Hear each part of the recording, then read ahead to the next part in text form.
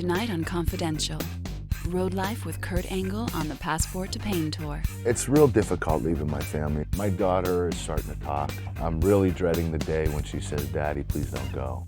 And even before becoming the diva, Trish Stratus was a superstar. She was always the kidder and always the entertainer. She had to be the limelight.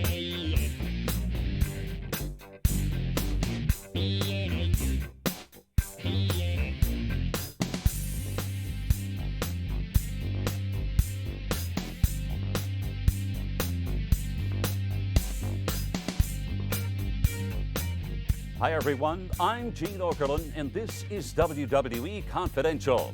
Tonight, take out your passport because we'll visit several different countries with Kurt Angle and hang out in Scandinavia's icebox with Eddie and Chavo Guerrero as they take a tour of Finland. Talk about your fish out of water. Plus, Trish Stratus may be the most recognizable diva in the WWE today, but there was a time when she was just another girl from the Great White North. Tonight, we'll take a peek at her new home video. And while he may be no international man of mystery, Randy Orton's got some major mojo, and he's certainly putting it to good use. But starting off tonight, both Raw and SmackDown have participated in a number of foreign tours this past year, and Confidential has followed our superstars to various points of interest in respective countries we visited. We all know the trips are lengthy, the travel alone is exhausting, but then you need to factor in that there are shows each night, and the travel isn't just from city to city, but country to country.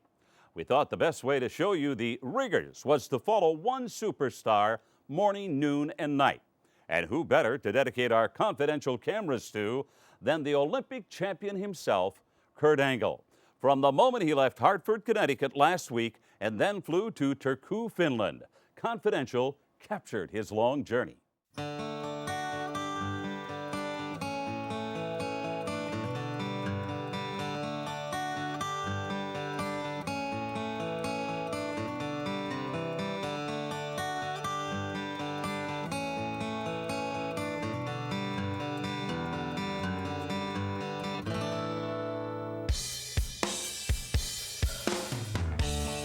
It's real difficult leaving my family, especially now.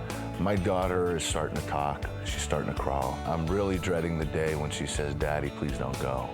It's gonna be a tough week for me. You know, I always count my days. Can't wait to see my little girl, my wife, and hopefully I'll have a great trip and get home to see them very soon.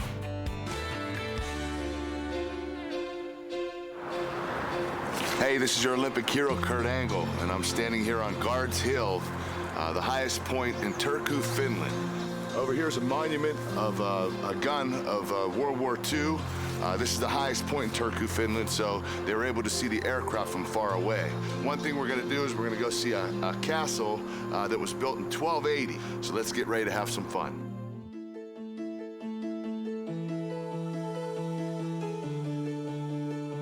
Here we are at Turku Castle, and I have my tour guide with me, Lana. Would you like to show me the castle? Sure, let's go. See if anybody's home. Hello? The main castle was the area where they built in the Middle Ages, around 180 and forward.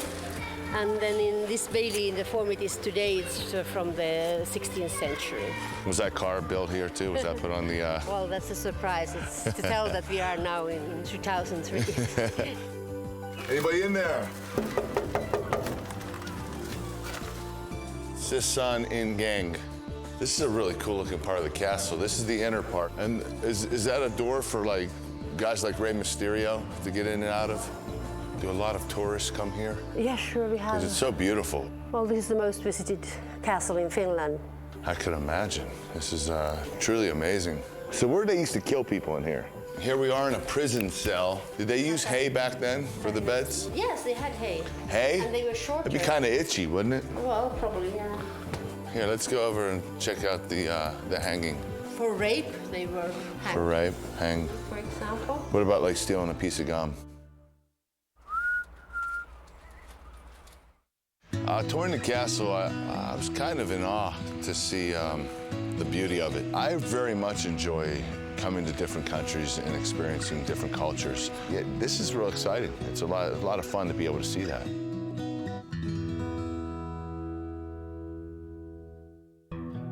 Well, I expect to arrive at the arena tonight around 6 o'clock, 6:15, start warming up, and hopefully I'll be ready for that show tonight and put on a great performance.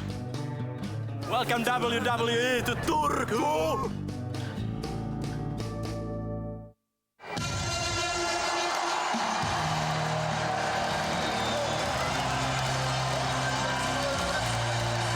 It was a wonderful show in Turku, Finland.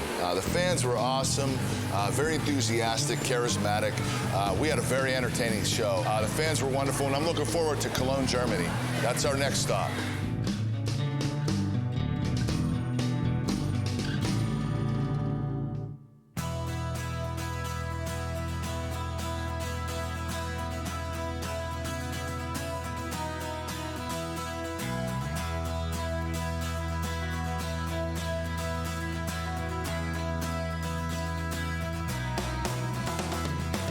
We're in Cologne, Germany. Very friendly people, very beautiful town. A lot of history here, so it's very nice to see that, and the people are wonderful people. I think the most amazing part about the city was the Cologne Dome. It's 800 years old. That is pretty much the central heartbeat of the city.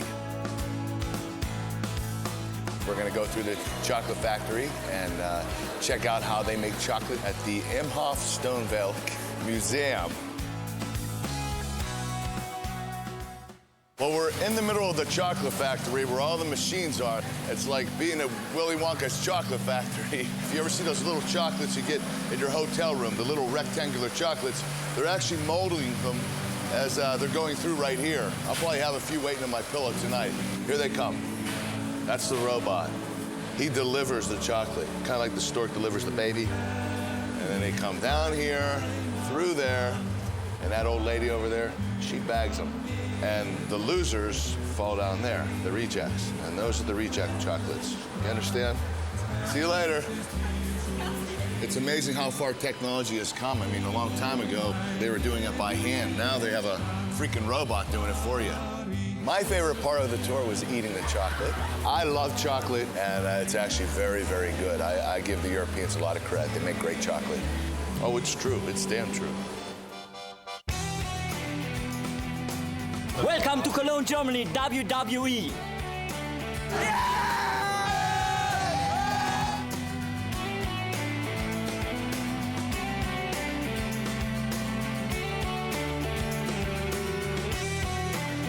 I love you people in Cologne, Germany. Thank you and God bless you. Woo! Oh, it's true. It's damn true.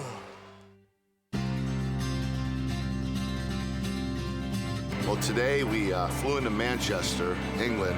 We had a 2-hour drive to Birmingham, where we're going to have the show tonight. It's a sellout crowd.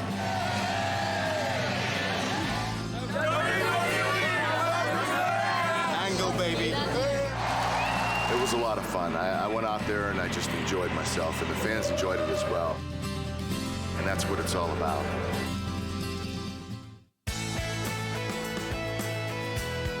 Here we are in Manchester, England, last day of the show. Ton of fans outside. The fans are that enthusiastic and they're waiting for you. That's a great feeling. Just about sold out here, so we're going to put on a great show and hopefully go home very happy. Today is my wife's birthday. Hello, happy birthday. Gotta wish my wife a happy birthday, right? It's very difficult being away, but I completely and thoroughly love what I do. On behalf of the WWE, we think you people here in England are the greatest fans in the world. You make this long trip overseas well worth it. And I want to thank each and every one of you. God bless you. Going home.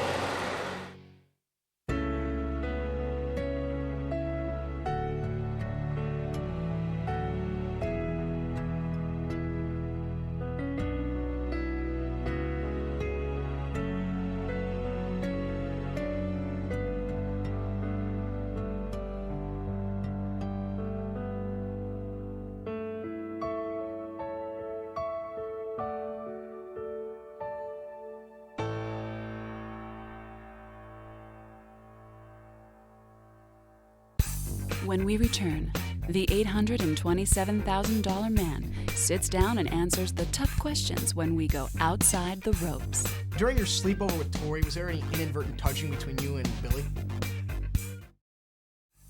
People that live in the South tend to live a simpler life, and Jamie Noble was one of those people until he came into a large inheritance. Now Jamie's living the good life, but it doesn't mean he's forgotten his roots.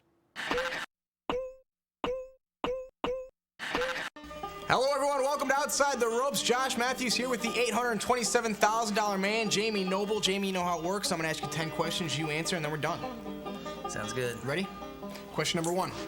Most people that live in trailer parks don't have teeth. What is your excuse for having good teeth? So what kind of crazy questions that? Just because people ain't got a silver spoon in their mouth? We know about hygiene. Okay. It's a dumb question. Fair enough. Is living in a trailer park the equivalent to camping for the rest of your life? No. Mobile homes, man, they're just as good as houses built from the ground up. You can get great trailers now. All right, well, have you ever thought about getting a truck and towing your trailer from town to town? That way you'll always feel at home? No, I don't like doing that. I like staying in hotel rooms. I got a lot of money now, and I can afford the hotel rooms now. Okay. During your sleepover with Tori, was there any inadvertent touching between you and Billy? What kind of question's that? Now, I look like the type of fella that do something like that? Not at all. Not at all. I suggest you don't ask no more type questions of that nature. Okay, you got it. How many wears do you get out of a flannel shirt before it has to hit the washing machine? Shoot. If it's bringing me luck, I'll wear it till something goes wrong. I've had one up to 5 months one time. Longest title reign in WWE history, pal. That's right. Cruiserweight champion. That's right. Faith Hill, Shania Twain, or the Dixie Chicks? Dixie Chicks. I agree.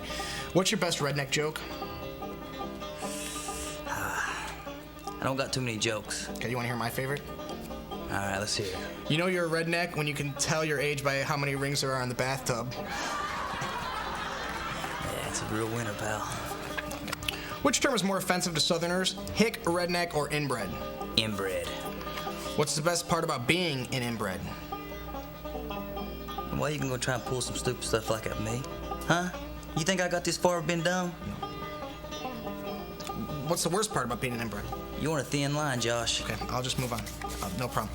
How many cans of Milwaukee's Best could you drink for the cost of one bottle of Dom Perignon? At least 3 or 4 cases easy. Really? Yeah. That stuff's cheap, man. I hear you. Well, Jamie, listen, this has been Outside the Ropes. Thank you very much for joining us. Appreciate it. Thank you. Okay, we're out of here. Up next, from standout student to fitness model to WWE diva, the success story that is Trish Stratus. I mean, I literally had the med school papers, the application ready to be filled out and everything, and they went on strike. Trish Stratus. Her presence just screams diva. But to know Trish is to understand that just because she's a diva doesn't mean she isn't down to earth. Trish is a very relatable person, and though it's hard for many of us to believe, there was a time in her life before she was a superstar. If you've picked up Trish's latest home video, you know what I'm talking about. But if you haven't, well, here's a sneak peek.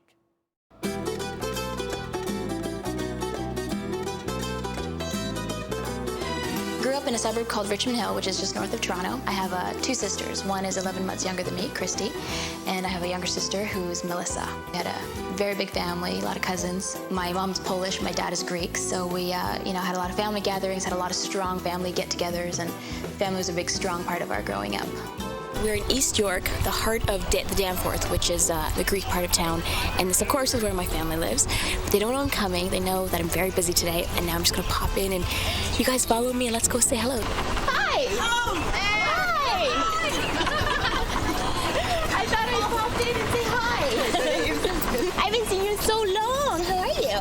Good. Hi, darling. Hello. How are you? Good. Are you? I'm excellent. Hi, Dad. How are you? How are you? Hi, Mom. Hi, darling. As a baby, she had insomnia, did not sleep for 3 months. She would never sleep. I would babysit her and I would be saying, Trish, go to sleep. And she would just say, okay, Aunt Helen, and off she'd go into the bedroom and she'd be giggling. And she would giggle all night. She was a little poser. This is true, very much so. I always said to her, you belong in pictures or something, right? Because she was a roller. went with anything. This is Christy, my sister. She's younger than me. She's still youthful. We've always been really close when we were kids. We used to be inseparable. I mean, we did it all together. We had a band together. We had little singing groups together. We always liked to be in the spotlight, actually, when we got together. And we used to get together at our grandmother's house, and we used to put on productions, and actually the parents thought we were down in the basement just amongst ourselves, and we were actually charging the neighbors admission. I was kind of the troublemaker. I was kind of, the extroverted one. Instigator. Definitely an instigator. We used to have sleepovers all the time, and she basically wouldn't fall asleep. And all you would hear in the background was from my Aunt Helen saying, "Trish, get to the other room." Quiet, Trish. They would know that was me up there, leading the bunch. And I'm like, why do I always get in trouble? And it usually was me leading the bunch. She used to always make us sneak out to go places. It was always her.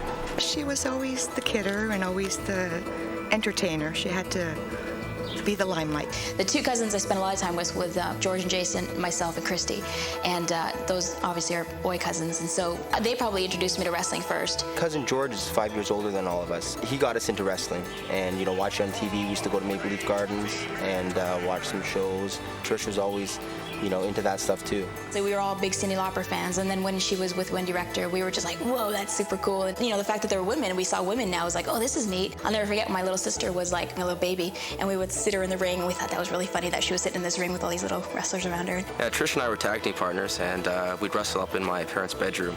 Me and my cousin Jason were a tag team, and my sister Christy and George were a tag team, and my cousin was Tape Man. I mean, we had crazy, and that means he just had tape on him. That's what Tape Man. Tape Man was my alter ego, and when I put on the tape, I made this transformation, and I was a wrestler, and I was a damn good wrestler. He was very good. And I think that's how I get my tomboy background and how I'm really into sports and stuff, because I had to keep up with the boys. Even when she was, 2-3 years old, she'd be out there throwing balls around and playing soccer and baseball.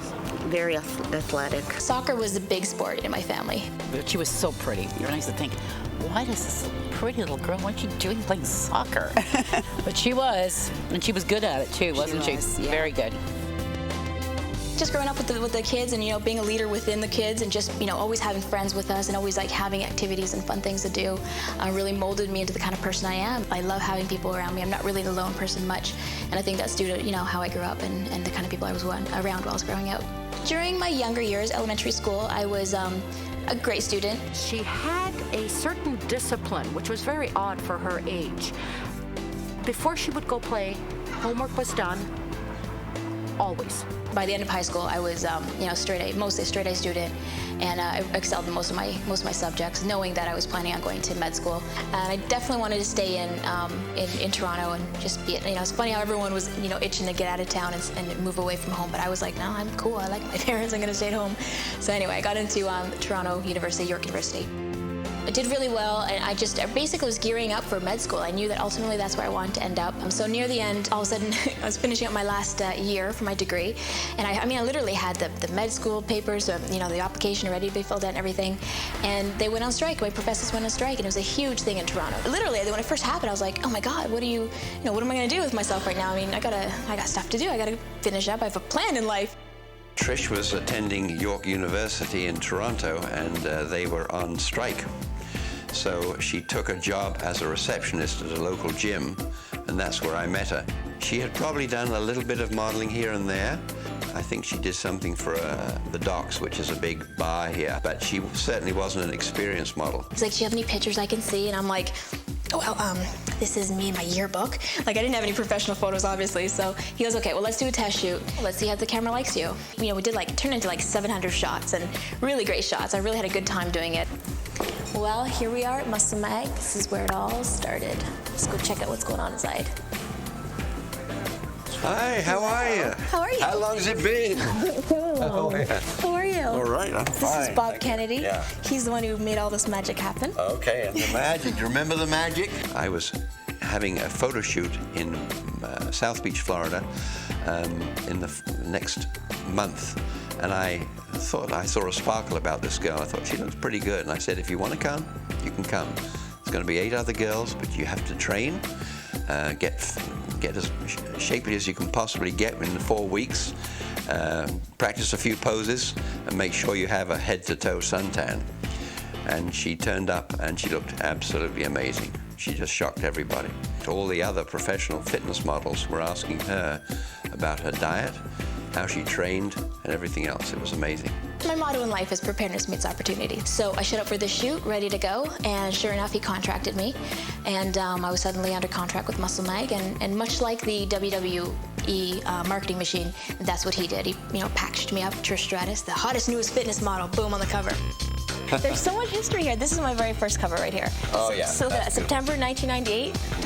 May 1998, wasn't it? Oh, September. Okay. But the thing about that one is banned in Japan. Is it really? Yeah, they consider it a little bit too risque. Trish doing too risque, please. She was the Arnold Schwarzenegger of women's fitness immediately. I mean, look at all the different looks we've captured and everything, and it's like, I grew up with you guys here. Trish's name started, buzzing around Toronto. She was on the cover of some fitness magazines, and she looked awesome. And somebody sent me the cover, and I said, wow. She had a great look towards her, and they said, she was a real big fan of the WWE. Then from there, I was actually backstage at a show. It was a WWE show. And a few guys were like, are you Trish Stratus? You're like on the cover of Muscle Mag? I'm like, yeah. I'll never forget, I met Mick Foley for the first time. He's like, oh, awesome. He's like, I would love if you could sign a picture for me for my gym. The first day I met Trish in WWE, which would actually be the second time I met her, I did ask for her autograph. I had a gym in Florida where I was living at the time, and here I had this real live fitness model in front of me. And I thought, man, that would look good up on my wall of my bedroom, not the gym, no. So the gym. I was like, Mick Foley just asked for my autograph. She had the cover, and it was signed, and it was made a nice addition to the Foley gym. So anyway, being backstage, I met up with a couple agents who said, send your stuff to us, send your press kit to us. And so I did. I put a press kit together, put a little video compilation together of some of the stuff I'd done, and sent it to good old JR. This was at a time when there was a few people were bouncing between WWE at the time and WCW. So there was kind of like, the company was kind of like, oh, who's with which company now at this point? That's when WCW became interested in me. They actually sent me an offer as well. So at this point now I had an offer from WWE, WCW. My heart's always been with WWE, so I obviously took that contract and signed on the dotted line, and that's that. That was it. Up next, legendary tag team partners turned bitter enemies. Shawn Michaels and Marty Jannetty square off in this epic confrontation. Hi everybody, this is Spanky, and I gotta say one of my all-time favorite classic matches has gotta be Shawn Michaels versus Marty Jannetty in the Royal Rumble '93. It's got high flying, they were former best friends, tag team partners, and it's one of the matches that inspired me to become a pro wrestler. But enough about that, on with the match. Bell's gone, we're underway. Intercontinental title on the line, live here at the Arco Arena for the Royal Rumble. Here we go. Big right hand by Jannetty. Take a walk. And Shawn wants out of there in a hurry. Oh, look at that nice maneuver. Well, a very uncharacteristic move by the champion. Put his head down. Cardinal mistake.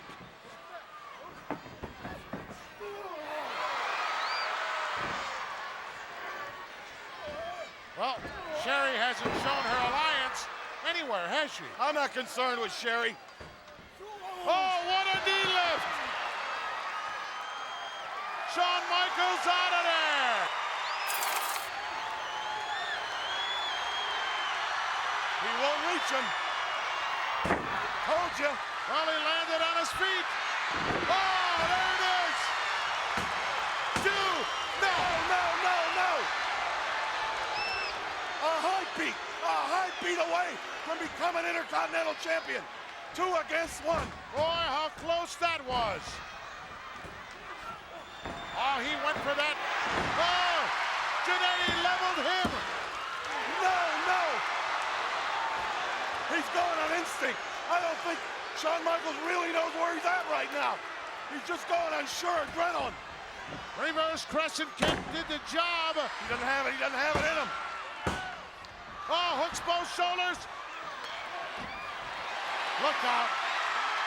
Slingshot City coming up. Oh! He might have hit the steel post. No. What a match!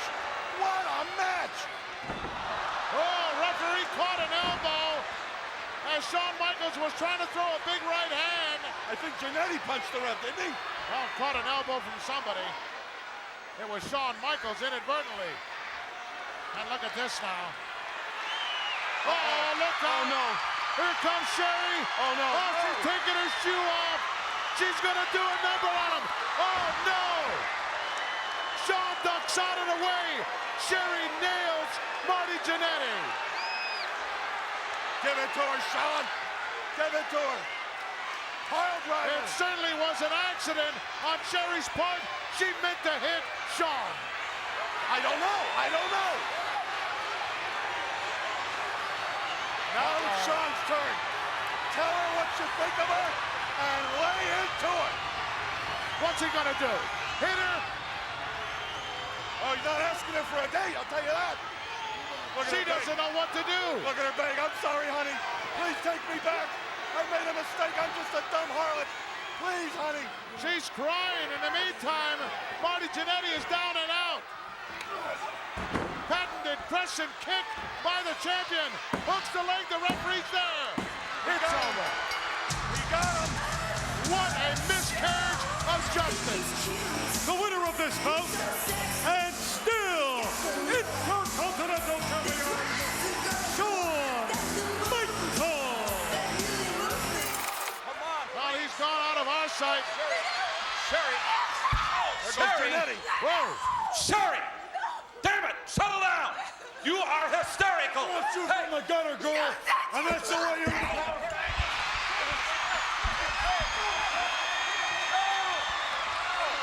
This isn't over. This is not over yet.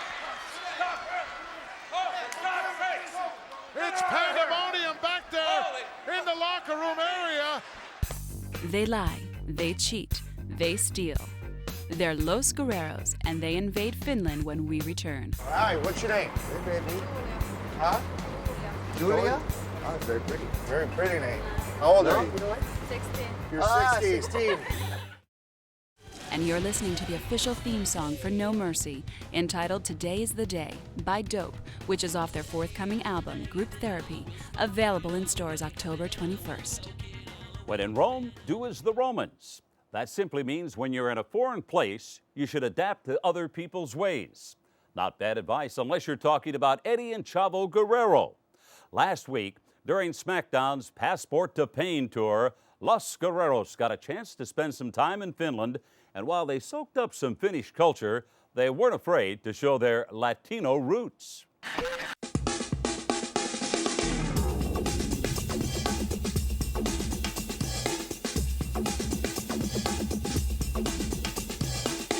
We're here in Turku, Finland. Turku or turquoise is it? Get it right, Vato. Turku. Turku, orale, man. We're at the marketplace here in Turku, where everybody goes like a farmer's market type thing, and the Guerreros are here to see what we can steal.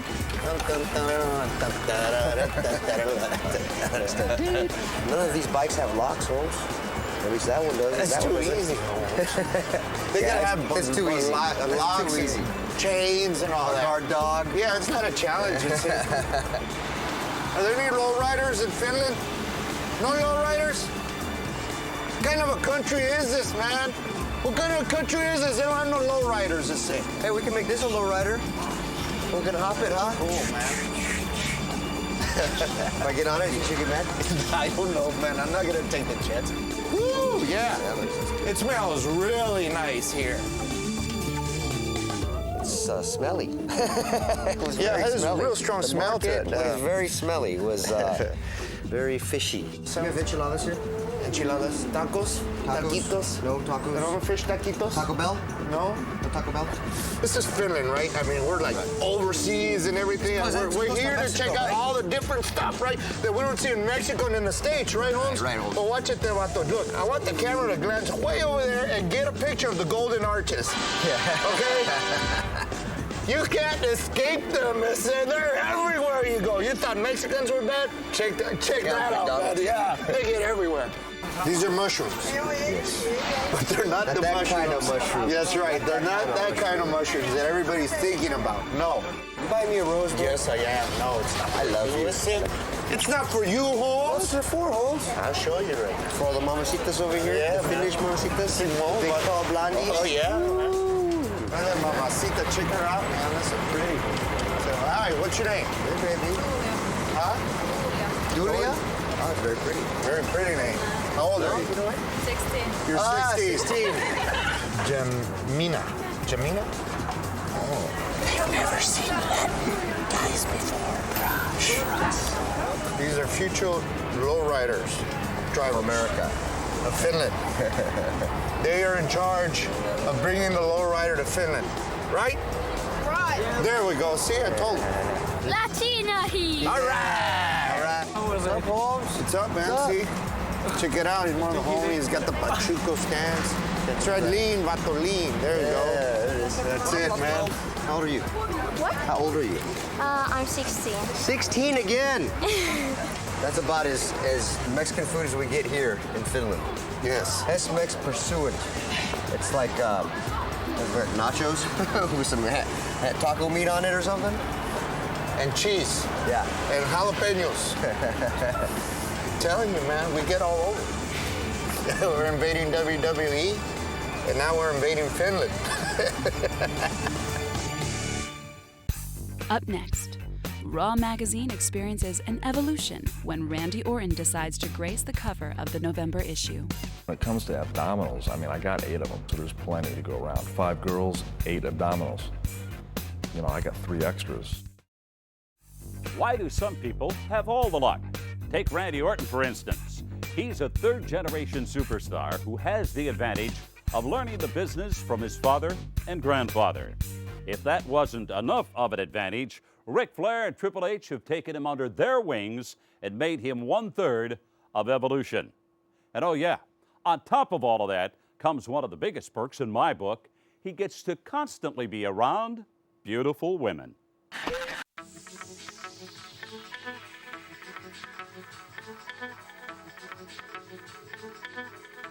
Today at Trax, we did a photo shoot for the cover of Raw magazine. This is my first time on the cover of Raw. The theme of the cover shoot, in my eyes, was for me to just, go about my business like I do every day, but just capture it on film, which basically involved me surrounded by 5 beautiful women that were hand-selected for Randy Orton. I'm in charge here, ladies, so whatever I say, it's okay to do what I say. The girls had to be situated in a manner that was, arousing to the eye, as I am a PIMP in my normal life. This sucks. The girls were very good as far as listening to, my advice as far as, hand placement. The blonde wearing the red dress. She had a fascination with putting her hands on my chest, even in my shirt. I think maybe it had something to do with abdominal fetish. And when it comes to abdominals, I mean, I got 8 of them, so there's plenty to go around. 5 girls, 8 abdominals. I got 3 extras, so plenty of Randy to go around. Do I think any of the women today took a liking to Randy Orton? What kind of question is that? Of course they did. Actually, I got all their numbers, their pager numbers, their email addresses, their home addresses. A couple girls even gave me their mother's number in case I couldn't get in touch with them any other way. Just another day in Randy land. Here we go. 3, 2, good.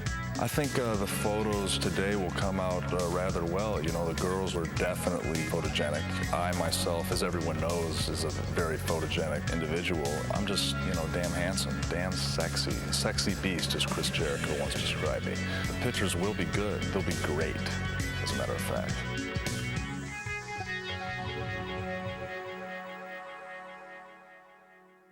You can find Randy Orton on the cover of the latest Raw magazine. And tomorrow night, you can find all the top superstars of SmackDown in Baltimore, Maryland for No Mercy, where 3 unbelievable matches will highlight this pay-per-view. Kurt Angle will battle with John Cena as the doctor of Thugonomics tries to take out the Olympic gold medalist. Plus, Brock Lesnar defends his WWE Championship against the Dead Man, The Undertaker in a biker chain match, and the first ever father-daughter I Quit match between Vince McMahon and his daughter Stephanie McMahon. If Vince wins, Stephanie must step down from her position as general manager of SmackDown. But if Vince loses, he must step down as the chairman of the WWE. A lot will be at stake tomorrow night at No Mercy, and you can see it all live on pay-per-view. That's all for tonight. Hope to see you tomorrow live at No Mercy.